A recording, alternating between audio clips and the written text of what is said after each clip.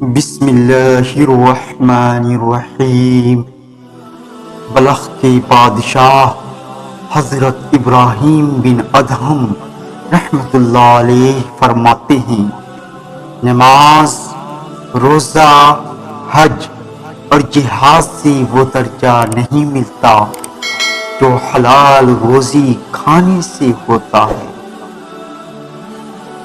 اگر تو چاہتا ہے کہ تیری ہر دعا قبول ہو تو حلال روزی کے سوا کچھ بھی پیٹ میں نہ ڈال۔ جو دنیا میں امیر ہے وہ آخرت میں فقیر ہوں گی۔ جو بندہ دنیا میں شہرت چاہتا ہے وہ اللہ کے ساتھ سچا معاملہ نہیں کر رہا ہے۔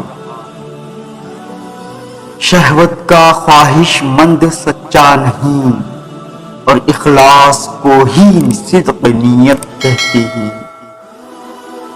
انسان کا دل تین حالتوں میں خدا کی طرف متوجہ نہیں ہوتا: اول تلاوت قرآن کے وقت، دوم نماز پڑھنے کے وقت، سوم اللہ کا ذکر کے وقت۔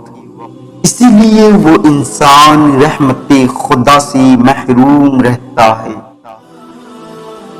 کل قیامت میں وہی اعمال وزنی ہوں گی جو آج تجھ پر زیادہ مشکل ہے۔ میرے پاس 4 سواریاں ہیں۔ اول، جب مصیبت آتی ہے شکر کی سواری پر سوار ہو جاتا ہوں۔ دوم، اطاعت کے وقت اخلاص کی سواری پر سوار ہو جاتا ہوں۔ سوم، گناہ ہونے پر توبہ کی سواری پر اختیار کرتا ہوں۔ چاروں، بلا نازل ہونے پر صبر کی سواری اختیار کرتا ہوں۔